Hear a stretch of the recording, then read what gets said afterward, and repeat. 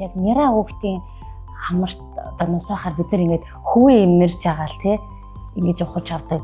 Сүүлийн үед болохоор сордог юм соруулнууд нус сорогч нар айгүйх гарсан. Тэг сорж авах тий ингэж цэвэрлэх нь ер нь хэр аюулгүй вэ? Ингээд ухадаг штэ тий ингээд хөвөнгөөр цэвэрлдэг. Тэр бол ер нь бол их буруу үйлдэл. Хүн организм чинь бид түрүүн хэлсэн штэ үстэй байна. Самалдаг гэж ирэхэд хүүхдэд жижигхэн байна. Хамрын одоо нүх гэж ярьдаг шүү дээ одоо гадна талаа. Тэр бол нарийнхан тэгээд их богинохон байна. Тэгэхээр тэр нэгдүгээр тэр үсийг цочроож ийн гэсэн үг. Өөрийн чин хэлдгээр тэр сорулга бол болж байгаа.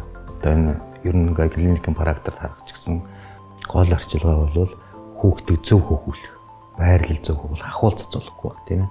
Буруу тэрвэрлэлтэй болно, буруу байрлалаас болно, хүүхдээ хахад зохицуулна. Тэгтээ зэрэг хүүхд чинь нөгөө чих өвдлөө гэж ярьдаг шүү дээ. Дөнгөж нэрээ маш их тохиолддог.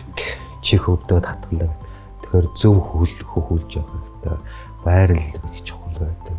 Буруу цэвэрсний улмаас тийшээгээ дамжаад орчих юм бол тэгээд өрөвсөл явах гэдэг тийм. Тэгээд л одоо хүүхдийн чих өвдлөө гэдэг чинь ерөөсөө тэр тийм онцлог. Тийм бай, тийм.